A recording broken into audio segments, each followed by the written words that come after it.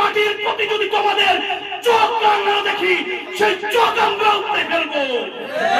বাংলাদেশের ইঞ্চি মাটির প্রতি যদি তোমাদের হাতকে অগ্রসর হতে দেখি সেই হাতকে আমরা ভেঙে ফেলবো ইনশাআল্লাহ। أعوذ بالله من الشيطان الرجيم بسم الله الرحمن الرحيم إذا جاء نصر الله والفتح ورأيت الناس يدخلون في دين الله أفواجا فسبح بحمد ربك واستغفره إنه كان توابا وقد قال رسول الله صلى الله عليه وسلم ومن قتل ظلما فهو شهيد أو كما قال النبي عليه الصلاة والسلام। আলহামদুলিল্লাহ, অধ্যকার আয়োজিত মারকাজুল বাহসিল আলিয়া ইসলামী কর্তৃক আয়োজিত বক্তৃতা সেমিনারের সম্মানিত সভাপতি মহোদয় ও সুবিজ্ঞ বিচারক মণ্ডলী এবং বাংলার সবুজ বাংলার প্রত্যন্ত অঞ্চল থেকে বিভিন্ন গ্রাম, বিভিন্ন ইউনিয়ন, বিভিন্ন থানা এবং বিভিন্ন জেলা, বিভিন্ন বিভাগ থেকে আগত আমার প্রাণ প্রিয় ছাত্র ভাইরা, সকলকে আমার অন্তরস্থল থেকে আন্তরিক মুবারকবাদ ও অভিনন্দন জানাচ্ছি। বক্তব্যের শুরুতেই আমি আমার বিষয়বস্তুকে পরিষ্কার করে নিচ্ছি। আমার বিষয়বস্তু হচ্ছে মহান বিজয় দিবস সম্পর্কে।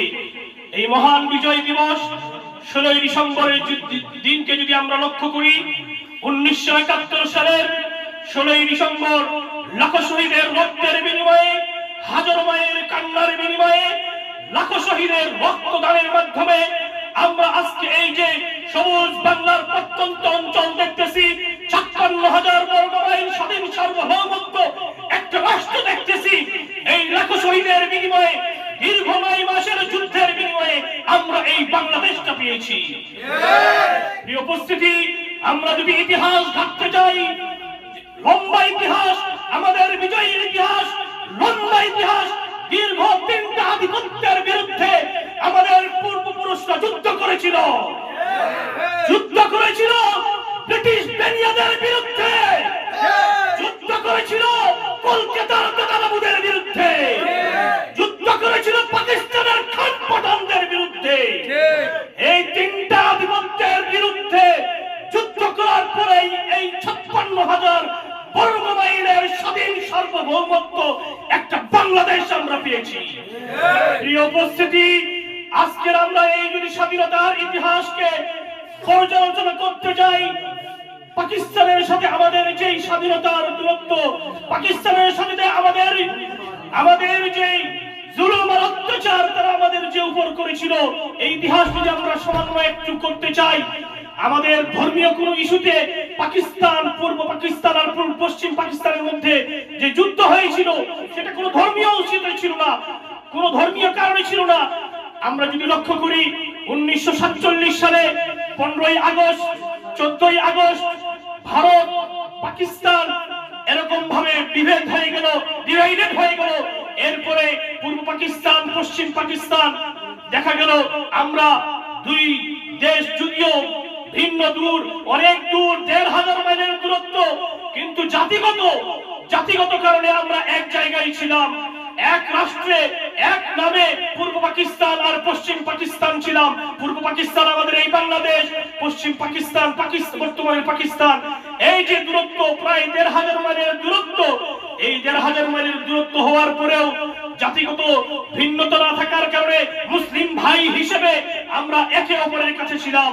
প্রিয় উপস্থিতি, আমাদের এই যে জুলুম আর নির্যাতন তারা আমাদেরকে কথা দিয়েছিল 1947 সালের পরে, তারা আমাদের উপর প্রায় 24 বছর, তারা আমাদের 24 বছর জুলুম আর নির্যাতন করেছে। 24টি বছর যদি লক্ষ্য করি ইতিহাস ঘাটি, 24টি বছরে তারা আমাদেরকে কথা দিয়েছিল এই পাকিস্তান, পূর্ব পাকিস্তান এবং পশ্চিম পাকিস্তান যেটাই বলি না কেন, এর মধ্যে কোনো বিভেদ থাকবে না, কোনো কিছু ডিভাইডেড থাকবে না। পূর্ব পাকিস্তান, পশ্চিম পাকিস্তান তারা উভয়ই এক হয়ে এর যে সুবিধা তারা সেই সুবিধা থাকবে। চাকরির ক্ষেত্রে, বিভিন্ন ব্যবসা বাণিজ্যের ক্ষেত্রে, পণ্য আদির ক্ষেত্রে, প্রত্যেকটা ক্ষেত্রেই একটার সাথে আরেকটার সাথে মিলে থাকবে, কোনো বিভেদ থাকবে না। কিন্তু তারা যখন 1947 সালের পর থেকে নিয়ে 1971 সাল পর্যন্ত এই দীর্ঘ 24টি বছর তারা আমাদের উপর যে নির্যাতন নিপীড়ন চালিয়েছিল, এই নির্যাতন আর নিপীড়নের বিরুদ্ধেই বাঙালি জাতি 1971 সালের দীর্ঘ 9টি মাস যুদ্ধ করে তাদের এই জুলুম আর নির্যাতন আর নিপীড়নের বিরুদ্ধে সোচ্চার হয়ে 7 কোটি বাঙালি সেদিন সোচ্চার হয়ে জাগ্রত কণ্ঠে এরকম ভাবে এই যুদ্ধের ময়দানে ঝাঁপিয়ে পড়েছিল। ইসলাম বলে যেখানে এই জুলুম, ইসলাম বলে যেখানে এই জুলুম সেখানেই প্রতিরোধ, যেখানেই বৈষম্য সেখানেই মুক্তিযুদ্ধের ডাক। এই জন্য প্রিয় উপস্থিতি, আমাদের লক্ষ্য রাখতে হবে, আমরা যদি লক্ষ্য করি 1971 সালে যুদ্ধ করেছি, আমাদের বাপ-দাদারা যুদ্ধ করেছে, এই ধারাবাহিকতায় 2024 সালেও আমরা আরেকটা যুদ্ধ করছি, ঠিক কিনা?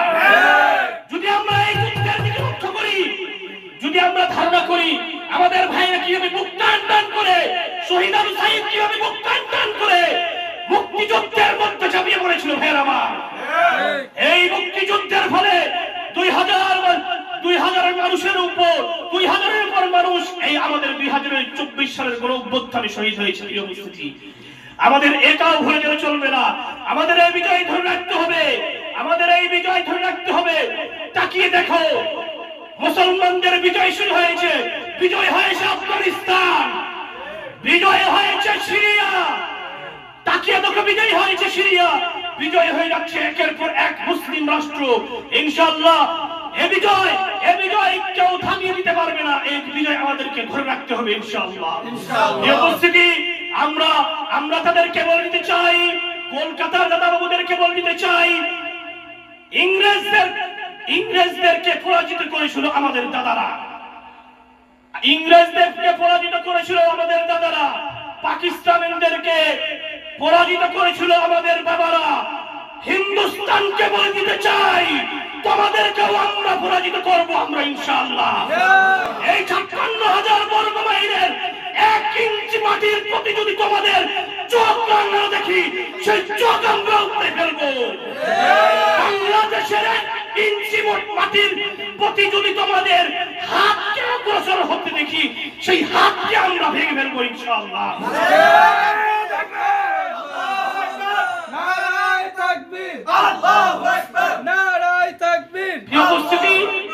আল্লাহ পাক রব্বুল আলামিন আমাদের এই বিজয়কে, আমাদের এই স্বাধীন সার্বভৌমত্ব বাংলাদেশটাকে শান্তিময় শৃঙ্খলাময় একটি দেশে পরিণত করুক। সকল বলি আল্লাহুম্মা আমিন।